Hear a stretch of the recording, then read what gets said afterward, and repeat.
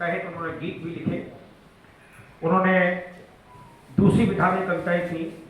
लेकिन मुक्तक बावनी आने के बाद में त्रिपाठी जी को पूरे देश में मुक्तक सम्राट के उपाधि से जो नवाजा गया और जो चर्चा हुई वो निश्चित रूप से पूरे देश में चर्चा हुई। उसके पीछे एक विशेष बात और भी थी। वो मुक्तक बावनी आरक्षण के विरुद्ध मुक्तक बावनी है। और आपको याद होगा कि आरक्षण के विरुद्ध एक बहुत बड़ा आंदोलन देश में चला, जिसमें कई जाने भी गई।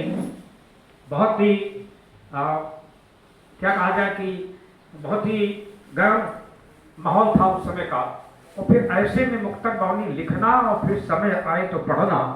मैं बहुत सारी बातें मुक्तक तो नहीं, लेकिन एक मुक्तक जो बहुत चर्चा का है और जिस मुक्तक को सुनने के बाद आरक्षण के विरोध में व्यंग्यकार होने के नाते व्यंग्य लिखने की प्रेरणा मुझे मिली, मैं वो मुक्तक जरूर आपके सामने रखूंगा। और मुक्तक की भाषा देखना, कहने का सलीका देखना और हिम्मत भी देखना। उन्होंने लिखा कि चमड़े को आरक्षण है कि वो ताज बन सके, चमड़े को आरक्षण है कि वो ताज बन सके, पिड़की को आरक्षण है कि वो बाज बन सके, और जी मिचला जाए जिस कुरूप को देखकर उसको भी आरक्षण है मुमताज बन सके। इस भाषा में इतने तेवर से कहने का साहस सामान्य रूप से किसी का नहीं था। वो एक बात कहते थे, आज भी वो बात चर्चा में है, उसकी मांग उठती है। वो कहते थे जाति आधार पर आरक्षण देने के बजाय आर्थिक आधार पर आरक्षण दिया जाए तो देश की उन्नति ज्यादा हो सकती है।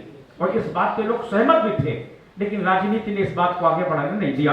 मुझे एक संस्मरण याद आ रहा है, मैं जल्दी से उसे सुनाता हूं। इस मुक्तक को मैंने 2500 बार सुना, और कभी अगर संचालन करना हुआ उस दौर में तो इसको मैंने संचालन में त्रिपाठी जी के नाम के साथ कोट भी किया। मुझे प्रेरणा मिली तो मैंने आरक्षण के विरुद्ध उस आरक्षण आंदोलन के समय एक व्यंग्य कहा।